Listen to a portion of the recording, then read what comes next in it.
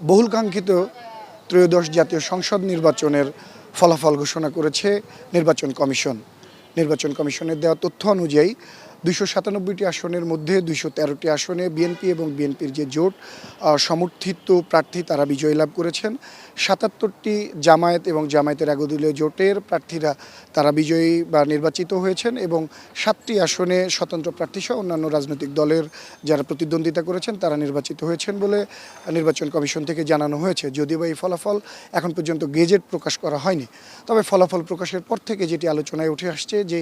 কবে শপথ গ্রহণ অনুষ্ঠান হতে যাচ্ছে এবং সরকার গঠন কবে নাগাদ হবে, কে সরকার প্রধান হবেন, এরকম প্রশ্নের মধ্যে কিন্তু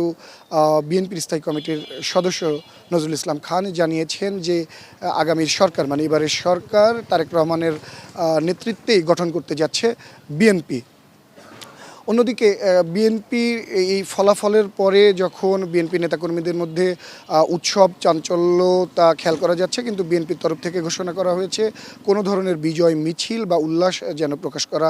না হয়, বরং এর বিপরীতে কর্মসূচি ঘোষণা করেছে বিএনপি যে বাদ জুম্মা সারা দেশে তারা দোয়া মাহফিলের আয়োজন করবেন এবং এই কর্মসূচি পালন করা হবে। তবে বেলা বাড়ার সাথে সাথে কিন্তু গুলশানের যে বিএনপি কার্যালয় সেখানে নেতাকর্মীদের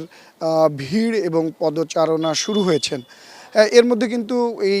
নির্বাচন পরিচালনা কমিটির তরফ থেকে একটি সংবাদ সম্মেলনের আয়োজন করা হয়েছিল, তবে শেষ মুহূর্তে এসে সেই সংবাদ সম্মেলনটিকে স্থগিত করা হয়েছে বিএনপির তরফ থেকে। তারা বলছেন যে পূর্ণাঙ্গ তথ্য হাতে নিয়ে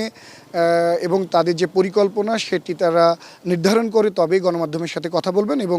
বিএনপির তরফ থেকে তাদের কি পরিকল্পনা সেটি জানানো হবে। তবে ভোটার, বিএনপি নেতাকর্মী সহ পুরো দেশ তাকিয়ে আছে যে এই ফলাফলকে ঘোষণা করে সকল রাজনৈতিক দলগুলো কী ধরনের মতামত জানাচ্ছেন বা প্রতিক্রিয়া জানাচ্ছেন এবং